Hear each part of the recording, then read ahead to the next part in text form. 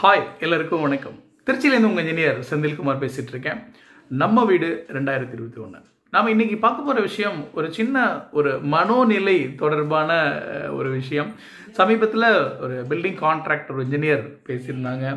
அவங்க என்ன ஷேர் பண்ணாங்கன்னா, நம்ம ப்ராப்பராக பண்ணுறோம், நல்லபடியாக பண்ணணும்னு நினைக்கிறேன், ஒரு விஷயமும் பார்த்து பண்ணுறோம், பட் அதுக்கு தகுந்த மாதிரியான ஒரு எதிர்வினை இல்லை.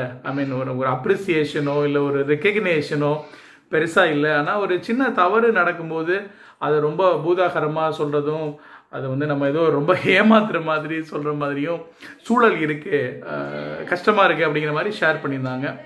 இது ஹவுஸ் ஓனர் ஆங்கிள்லேருந்து எனக்கு நிறைய நண்பர்கள் ஃபோன் பண்ணி சொல்லுவாங்க, இந்த மாதிரி பண்ணுறாங்க, இவங்க நம்ம நினச்சது ஒன்று சொன்னது ஒன்று, ஆக்சுவலாக செய்கிறது வேறையாக இருக்குது, இப்போ இவங்க என்ன நினைக்கிறாங்கன்னு தெரியல, நம்மளை ஏமாத்திடுவாங்கன்னு பயமாக இருக்குது அப்படின்னு சொல்கிறாங்க.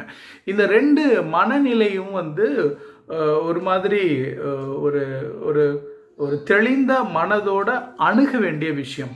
அதை நம்ம ப்ராப்பரான ஒரு பார்வையில் பார்க்கல அப்படின்னா தவறாக புரிஞ்சிக்க நடந்துக்க வாய்ப்பு இருக்குது.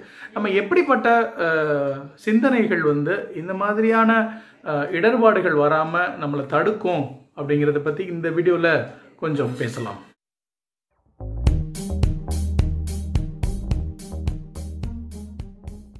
இந்த இண்டஸ்ட்ரி பெருசாக ஆர்கனைஸ்டாக இல்லை.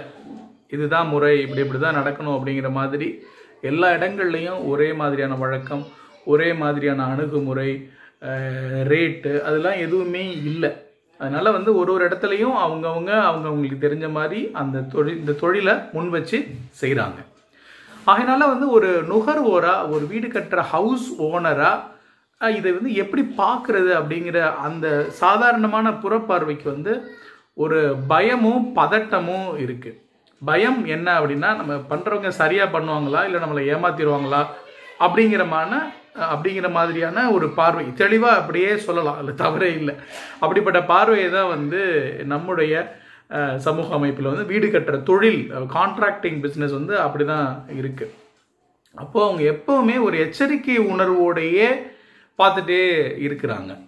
அப்போது அந்த சூழ்நிலையை பாசிட்டிவாக மாற்றி வச்சு முழுக்க நிறைய தகவல்களை கொடுத்து நம்ம ஓப்பனாக வச்சிருக்கிறதன் மூலமாக, நிறைய விஷயங்களை தெளிவுபடுத்துறதன் மூலமாக அந்த சூழலை நம்ம சமநிலைப்படுத்த முயற்சி பண்ணலாம்.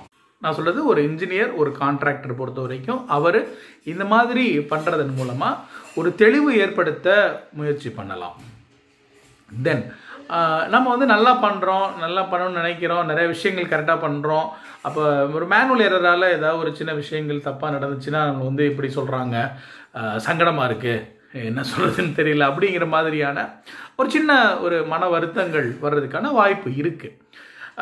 இப்போ வீடு கட்டுறவங்க, அந்த ஹவுஸ் ஓனர் பொறுத்த வரைக்கும் இவர் நம்ம முன்னாடியே சொன்ன மாதிரி ஒரு ஒரு ஒரு பயம் கலந்த ஒரு எச்சரிக்கை உணர்வோடவே இருக்கிறதுனால ஏதாவது தவறு நடந்துருமோ அப்படிங்கிற பார்வையில் இருக்கும்போது சின்ன விஷயங்களும் பெருசாக தெரிகிறதுக்கான வாய்ப்புகள் இருக்குங்கிறத நம்ம ஒத்துக்கணும். நாம் அப்போ ஒரு சர்வீஸ் ப்ரொவைடரை, ஒரு இன்ஜினியரோ ஒரு கான்ட்ராக்டரோ அவங்கள பொறுத்த வரைக்கும் இந்த மாதிரியான சூழல்கள் வராமல் இருக்க முயற்சி பண்ணணும். வந்தால் அதை ரிசீவ் பண்ணிவிட்டு உடனே அதை ரெக்டிஃபை பண்ணிவிட்டு அடுத்தடுத்த விஷயங்களுக்கு போகணும் அப்படிங்கிறது தான் யதார்த்தம். இங்கே நம்ம பண்ணுற வேலைக்கெல்லாம் உடனடியாக அங்கீகாரம் வேணும், நம்மளை அப்ரிஷியேட் பண்ணணும்னு நம்ம நினச்சோம்னா அது இந்த சமூக அமைப்பில், இந்த சூழலில் உடனுக்குடனே நடைபெறாது. அதை எதிர்பார்க்கறது அந்த அளவுக்கு சரியான விஷயமா எனக்கு படலாம். எதிர்பார்க்கல, தப்பு இல்லை, ஏமாற்றங்கள் வரக்கான காரணம் எதிர்பார்ப்புகள் அதிகமாக இருக்கிறது தான். அப்போ அந்த எதிர்பார்ப்பை நம்ம குறைச்சிக்கிட்டோன்னா நம்ம ஃப்ரீயாக இருக்கலாம், நம்ம ஒர்க்கில் கான்சன்ட்ரேட் பண்ணி பண்ணலாம்.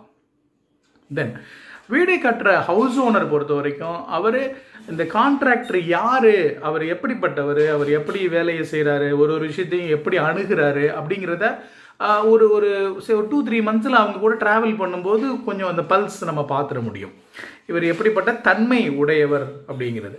அப்போ அதற்கு தகுந்த மாதிரி நாமளும் இணைந்து அவர் கூட பயணிக்க முற்படணும். இப்போ நம்ம குடும்பத்தில் இருக்கோம், நம்ம ஃபேமிலியில் நம்ம பிரதரோ இல்லை நம்ம சொந்தக்காரங்களோ நண்பர்களோ அந்த மாதிரி நம்ம நெருக்கமாக இருக்கிறவங்க ஏதாவது ஒரு தவறு செஞ்சுட்டாங்க அப்படின்னா நம்ம என்ன பண்ணுவோம், அவங்களுக்கு அது என்ன நடந்துச்சு, ஆக்சுவலாக நடந்துச்சு, அது அந்த சூழல் என்ன, அது அவருடைய உண்மையிலேயே தப்பு பண்ணியிருப்பாரா அவருக்கு அப்படிங்கிறத அனுசரித்து பல விதங்களை யோசித்து எண்ட் ஆஃப் த டே அவருக்கு சப்போர்ட்டிவாக நம்ம என்ன பண்ணலாம் அப்படின்னு யோசிப்போம். அப்போது அதே மாதிரியான ஒரு மனநிலையோட நம்ம இவங்கள பார்க்கலாம்.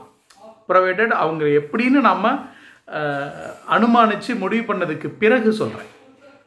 ஸோ அப்படி ஒரு சூழல் நடக்குது, ஏதாவது ஒரு தவறு, ஏதோ ஒன்று, ஒரு ஒர்க்கில் ஏதோ ஒரு பிரச்சனை, இல்லை சம்திங் ஏதோ ஒன்று நடந்தாலும் அப்போ நம்ம எந்த அளவுக்கு அவங்களுக்கு சப்போர்ட்டிவாக இருக்கிறோம் அப்படிங்கிறத பொறுத்து அவங்க நம்மக்கிட்ட நடந்துக்கிற விதம், நம்ம வீட்டில் வேலை செய்கிற அந்த அணுகுமுறைகளில் தொடர்ந்து ஒரு பாசிட்டிவான விஷயங்கள் ரிஃப்ளெக்ட் ஆகும். ஏன்னா நம்ம பாசிட்டிவாக பேசினாலும் இல்லை நெகட்டிவாக பேசினாலும் எந்த மாதிரி அப்ரோச் பண்ணாலும் end of the day work நடக்கிறது நம்ம வீட்டுக்கு தான். அப்போது நம்ம இன்னும் கொஞ்சம் அந்த சூழ்நிலையை கொஞ்சம் ஒரு பரஸ்பர புரிதலோட இயல்பாக அதை நல்ல விதமாக எடுத்துகிட்டு போகிறதுக்கு நம்மளான முயற்சிகளையும் நம்ம செய்யணும். இப்போ முழுக்க முழுக்க தப்பாக நடந்துகிட்டே இருக்குது அப்படின்னா நம்ம நிச்சயமாக குரல் உயர்த்தணும், அவங்க கிட்ட சொல்லணும், எடுத்து சொல்லணும், திரும்ப திரும்ப சொல்லி அதை சரி பண்ணணுங்கிறதுல எந்த மாற்று கருத்தும் இல்லை. ஆனால் அவங்களுடைய இன்டென்ஷன், அவங்களுடைய எண்ணம் சரியாக இருக்குது. வேலைகளில் ஏதாவது சின்ன சின்ன விஷயங்கள் எப்போவாவது வருதுன்னா அதை நம்ம அட்ஜஸ்ட் பண்ணிட்டு போகிறது நல்ல விஷயம். தென் இன்னொரு பார்வை எப்படி இருக்குன்னா, ஹவுஸ் ஓனர் ஆங்கிளில் இவர் நம்மளை ஏமாத்திடுவார் அப்படிங்கிற அந்த பதட்டம் இருக்கிறதுனால நிறையா பணம் சம்பாதிக்கிறாங்க அப்படிங்கிற மாதிரியான ஒரு பார்வையும் இருக்குது. ஒரு பில்டிங் கான்ட்ராக்டர், இன்ஜினியர் ஆங்கிளில் பார்க்கும்போதும் ஒரு பிஸ்னஸாக பார்க்கும்போது இந்த வீடு கட்டி கொடுக்குற தொழில் ஒரு பெரிய லாபம் இருக்கக்கூடிய ஒரு துறையா அப்படின்னா பெரிய அளவில் அதை நம்ம சொல்கிறதுக்கும் இல்லை. அதாவது ஒரு வீடு கட்டி வீடாக விற்கிற பிஸ்னஸ் மாடல் இருக்கிற மாதிரியான ப்ராஃபிட் மார்ஜின் இதில் நிச்சயமாக இல்லைங்கிறது தான் உண்மை. அது மட்டும் இல்லாமல் இங்கே கரெக்டாக பண்ணணும், சரியாக பண்ணணும் அப்படிங்கிற பார்வையில் செயல்படக்கூடிய கான்ட்ராக்டர்ஸ் ரொம்ப ரொம்ப ரொம்ப பெரிய மார்ஜின் இல்லை, தின் மார்ஜினில் தான் ஆப்ரேட் பண்ணுறாங்க.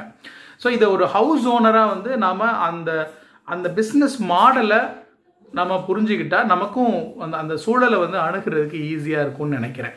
ஏன்னா இப்போ எப்படி ஒரு வீட்டு வேலை ஆரம்பிக்கிறதுக்கு முன்னாடி என்ன ஸ்கொயர் ஃபீட் ரேட்டு, யார் யார் பண்ணுறாங்க, என்னென்ன ஸ்பெசிஃபிகேஷனுக்கு பண்ணுறாங்க, எதனால இந்த விலை கூட இருக்குது, எதனால கம்மியாக இருக்குது அப்படிங்கிறத நம்ம ஆரம்பத்திலேயே நிறைய அனலைஸ் பண்ணும்போது நமக்கும் ஒரு ஐடியா கிடைச்சிரும். Let us support each other and grow. Thank you so much for your time. Thank you.